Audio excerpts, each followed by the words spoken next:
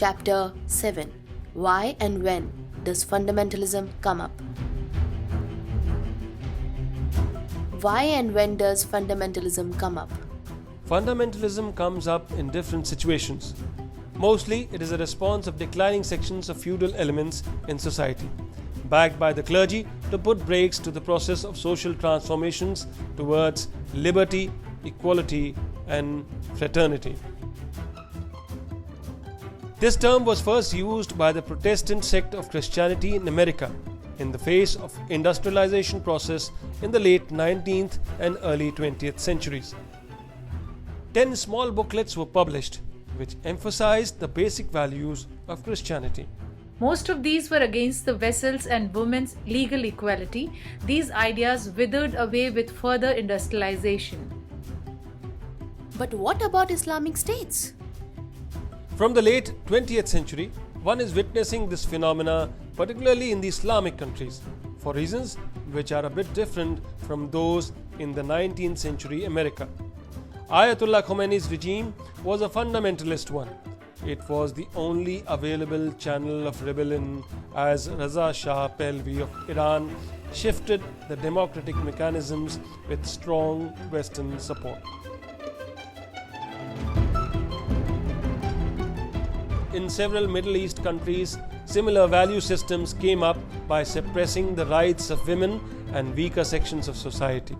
In most of the Islamic countries around the oil zone, the US encouraged the rule of sheikhs and mullah-backed regimes as these were easy prey for satisfying the oil lust of US and its allies. What human rights! The status of clergy under fundamentalist regimes is very exalted. In Pakistan, these trends were there from the beginning as the feudal lords and mullahs dominated it. While Ziaul Haq regime, it got institutionalized. At different times, different religions have been used as a cover for the political goals of sections of society. Islam too has been exploited in the same manner. What about terms like Hindutva and Islamism? Lately, new terms have emerged. These convey fundamental politics while retaining the religious roots of terms like Hindutva and Islamism. These are not religions, but their names include components of religion in order to mislead the gullible into supporting this politics in the name of religion. These terms help in mobilizing the broad sections of society which get the impression that it is part of their religious striving and duty. Term Islamism seems to be of recent origin. Islamism began in 1920s. The 1980s saw a third generation come of age. Because of their militancy, they are mostly referred to as jihadists, and they state in all clarity that for them, jihad is not a matter of moral rearmament, as many Muslims wish jihad to be understood, but armed struggle, their favorite form of self-purification being martyrdom. So jihad does not mean armed struggle? The concept of jihad as armed struggle began from 1927 with a book on jihad, Al-Jihad fil Islam. Parts of this were translated into English. Just to reiterate, as per the Quran, jihad means striving, expending power and effort to fight evils and to spread the word of Allah to create a just and compassionate society. The other definition of Islamism goes on to say that Islamism can indeed not be reduced to religious fervor or to extreme moral rigor characteristic of the Taliban, or be reduced to the recourse to violence. It is defined essentially in its relationship to politics and hence to the state by its efforts towards realization of a truly Muslim society. What about Sharia? In Islamism, Shariat is the sole judicial basis of social relationships before which no non-Islamic law can exist. As such, there is no question of force or violence in spreading Islam. This was popularized by the West after the Crusades, which again had nothing to do with the spread of religion. It was, in fact, the war of territorial conquest. As far as the spread of religion is concerned, Quran rules out violence completely through a number of pronouncements. It very forcefully states, La ikraha fi al-din, there is no compulsion in religion. Also, it makes it plain that one can invite to the path of Allah through wisdom and good advice. 16.125 verse. It is no less important that the Quran accepted the truth brought by prophets before Muhammad. In that case, there must be other fundamentalist movements in the name of different religions. The Khalistani movement was also fundamentalist in nature. It remained only a movement of rebellion and did not achieve power to exercise its control on the weaker sections. Hindutva had come up in response to the rising secular movement of the Indian National Congress. It did not grow to threaten democracy in India.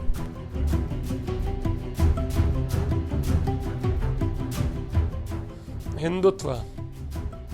But during the last 2 decades, it has assumed menacing proportions due to the rise in the number of middle class, rich peasants, rich professionals, petty industrialists, NRIs, etc., who support it.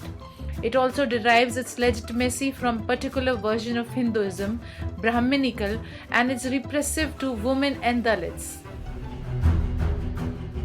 I too think that this use of religion for retrograde politics, which is against the human rights of weaker sections of society, cuts across different religions. It is true that currently the major fundamentalist stream derives its legitimacy from Islam, but that is more because of peculiar circumstances and the role of imperialism and not because of any peculiarity of Islam as a religion. It is said popularly that US has been invading other countries to bring in democracies in those places.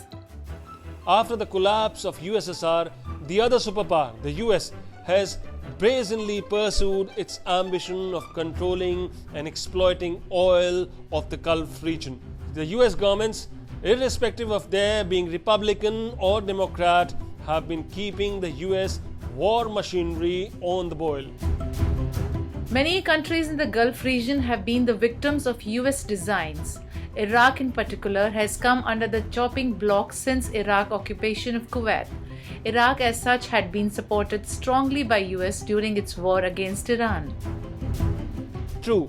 I read that during that time, Saddam Hussein not only waged the war with Ayatollah Khomeini's regime, but also committed atrocities on the helpless Kurds in Iraq. Surprisingly, these deeds of Iraq were staunchly and materially supported by US, as at that time for US, Iran was supposed to be the major problem in the region. This more so after the Ayatollah overthrew the US puppet regime of Raja Shah Pahlavi. But after the Iran-Iraq war ended in 1988, US felt that the large army it had helped build in Iraq will be a threat to its domination in the Gulf region and should be demolished. Later, Iraq foolishly walked into the trap laid by the US. Through its allies in the region, Saudi Arab and Kuwait, it put severe economic pressures on Iraq, which made Iraq think of invading Kuwait. When Saddam Hussein talked about his plans to US Ambassador April Glaspie, she categorically stated that we have no opinion on your border dispute, meaning thereby you are free to go ahead, we won't interfere. As soon as Iraq invaded Kuwait and declared that Kuwait is the 24th state of Iraq, US jumped to shout that Kuwait Sheikh's sovereignty has been violated and that Iraq will be taught a lesson. Iraq pledged to withdraw its troops.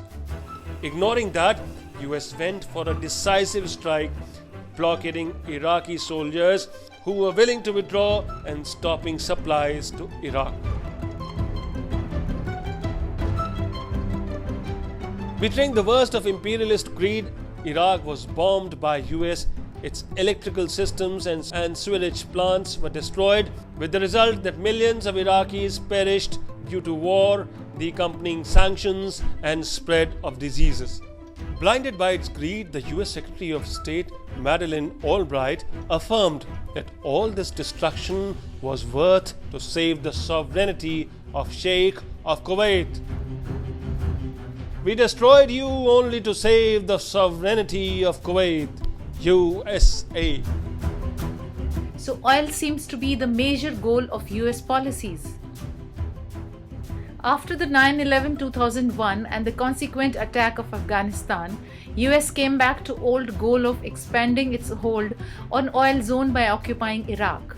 It decided to build up its case of attacking Iraq by declaring that Iraq possesses weapons of mass destruction. UN, though not a political force anymore, deputed its inspectors to find if Iraq had such weapons. None could be found. That was not to deter the tyrannical empire. It went ahead with its preparations of the war. It went on to add the excuse that Iraq is supporting Al-Qaeda. It was a common knowledge that Saddam had no link with this organization, which anyway was the creation of US itself. As a prelude to war, US leaders started saying that Iraqi people are fed up of the tyrannies of Saddam and they need to be liberated. Dick Cheney, the US Vice President, went on to say that US troops will be welcomed as the liberating forces by Iraqis and will be greeted with bouquets. A good pretext was laid, a sense of mission was put on as the mask. We think invading US armies faced tough resistance from Iraqis. Yes, contrary to US projections, the invading US armies were resisted, but the resistance fell through against the might of the formidable army. Still, resistance was on through various forms till the total occupation took place. The occupying army unleashed a reign of terror for which the US leaders need to face the court of human conscience. The tip of iceberg of atrocities was displayed to the horrified world when it saw the US army torturing Iraqi soldiers. In Abu Ghraib prison, they were stripped naked and made to form a human pyramid. Arrogance of the occupying army of the most democratic and civilized state of US. An international jury, disturbed by the goings-on in Iraq, put together a international tribunal on war crimes in Iraq in 2005. The jury of conscience from 10 different countries heard the testimonies of 54 members of the panel of advocates who came from across the world, including Iraq, the United States, and the United Kingdom. The Global Civil Initiative came to an end with a press conference at the Hotel Amada, where the chair of the jury of conscience, Arundhati Roy, announced the jury's conclusions. The attack on Iraq is an attack on justice, on liberty, on our safety, on our future, on us all. The world seems to be witnessing such a massive erosion of human values, the trampling of international norms, conventions. US, after its humiliation in Vietnam, had decided not to send its armies to outside countries for some time, and during that time, to counter the Russian occupation of Afghanistan, it propped up Al-Qaeda type terrorists. From last 3 decades, its aggressive designs are ramping not only the countries of the world but also the spirit of humanism as a whole. The undermining of United Nations by US arrogance has been a major reason contributing to miseries of the world today. US actions to couch its politics in the language of religion, to prop up the theory of clash of civilizations, to demonize Islam and Muslims can be regarded as one of the worst sins against humanity in contemporary times. But what are the claims of US? As per US claims that whenever it intervenes, it brings in democracy, lesser said the better. Earlier, when the colonial powers claimed to plunder the colonies, they wore the mask of civilizing mission, of carrying the burden of civilizing the colonies. Now, US while pursuing its role of plundering the oil resources of the world, is putting on the mask of exporting democracy. Let's remember, democracy, or for that matter, no social system can be exported. USSR in its heydays was claiming to export socialism. Social systems can nurture themselves if they develop from within. What British colonial powers did in India was to plant the poisonous seeds of communalism, and what US is doing in countries it invades is to bring in sectarianism. US has, during its occupation, promoted ethnic and tribal cliques. It has heightened the divides on the lines of Shia Sunni and other narrow identities. The economic condition of Iraq has worsened, and the number of lives lost due to US misdeeds runs over millions. It is not a shame that in the name of civilizing missions, exporting democracy, etc., few powerful nations have brought misery to these victim states in particular and human society in general. It is high time the world wakes up to the threat of this barbarism, the brute force trampling and causing miseries all over the world. The need for democracy amongst the nations, the concept of non-alignment at global level, and strengthening of United Nations through World Peace Movement is the need of the hour. Bush rightly deserved the humiliation for what his or US policies have brought into Iraq. Muntazar al-Zaidi, who threw his boots at Bush, is rightly being hailed as a hero by Iraqis and many others. What US administration wanted to believe that it will get bouquets was a make-believe to invade.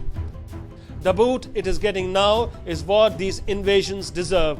The crime against Iraq and humanity as a whole is one of the serious tragedies of our times. A Moment of Silence by Emmanuel Ortiz.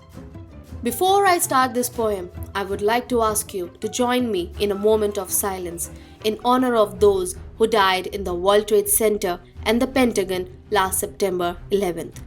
I would also like to ask you to offer up a moment of silence for all of those who have been harassed, imprisoned, disappeared, tortured, raped, or killed in retaliation for those strikes, for the victims in both Afghanistan and the US. And if I could just add one more thing, a full day of silence for the tens of thousands of Palestinians who have died at the hands of US-backed Israeli forces over decades of occupation. 6 months of silence for the 1.5 million Iraqi people, mostly children, who have died of malnourishment or starvation as a result of an 11-year US embargo against the country. Before I begin this poem, 2 months of silence for the blacks under apartheid in South Africa, where Homeland Security made them aliens in their own country. 9 months of silence for the dead in Hiroshima and Nagasaki, where death rained down and peeled back every layer of concrete, steel, earth, and skin, and the survivors went on as if alive. A year of silence for the millions of dead in Vietnam, a people, not a war, for those who know a thing or two about the scent of burning fuel, their relatives' bones buried in it, their babies born of it. A year of silence for the dead in Cambodia and Laos, victims of a secret war. Shh, say nothing. We don't want them to learn that they are dead. 2 months of silence for the decades of dead in Colombia, whose names, like the corpses they once represented, have piled up and slipped off our tongues. Before I begin this poem, an hour of silence for El Salvador, an afternoon of silence for Nicaragua, 2 days of silence for the Guatemaltecos, none of whom ever knew a moment of peace in their living years. 45 seconds of silence for the 45 dead at Actial, Chiapas. 25 years of silence for the 100 million Africans who found their graves far deeper in the ocean than any building could poke into the sky. There will be no DNA testing or dental records to identify their remains. and for those who were strung and swung from the heights of sycamore trees in the south, the north, the east, the west, 100 years of silence. For the hundreds of millions of indigenous peoples from this half of right here whose land and lives were stolen. In postcard perfect plots like Pine Ridge, Wounded Knee, Sand Creek, Fallen Timbers, or the Trail of Tears. Names now reduced to innocuous magnetic poetry on the refrigerator of our consciousness. So, you want a moment of silence? And we are all left speechless. Our tongues snatched from our mouths, our eyes stapled shut. A moment of silence, and the poets have all been laid to rest, the drums disintegrating into dust. Before I begin this poem, you want a moment of silence. You mourn now as if the world will never be the same, and the rest of us hope to hell it won't be. Not like it always has been, because this is not a 911 poem. This is a 910 poem. It is a 99 poem, a 98 poem, a 97 poem. This is a 1492 poem. This is a poem about what causes poems like this to be written. And if this is a 911 poem, then this is a September 11th poem for Chile 1971. This is a September 12th poem for Stephen Biko in South Africa 1977. This is a September 13th poem for the brothers at Attica Prison, New York 1971. This is a September 14th poem for Somalia 1992. This is a poem for every date that falls to the ground in ashes. This is a poem for the 110 stories that were never told. The 110 stories that history chose not to write in textbooks. The 110 stories that CNN, BBC, The New York Times and Newsweek ignored. This is a poem for interrupting this program. And still, you want a moment of silence for your dead? We could give you lifetimes of empty, the unmarked graves, the lost languages, the uprooted trees and histories, the dead stares on the faces of nameless children. Before I start this poem, we could be silent forever, or just long enough to hunger, for the dust to bury us, and you would still ask us for more of our silence.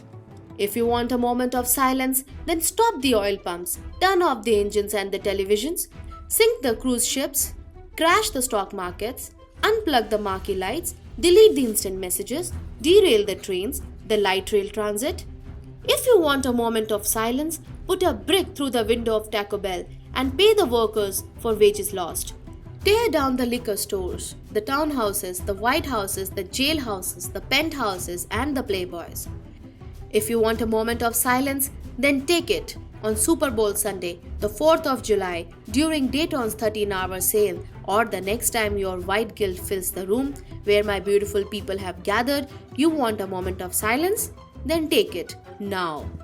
Before this poem begins, hear in the echo of my voice, in the pause between goose steps of the second hand, in the space between bodies in embrace, here is your silence.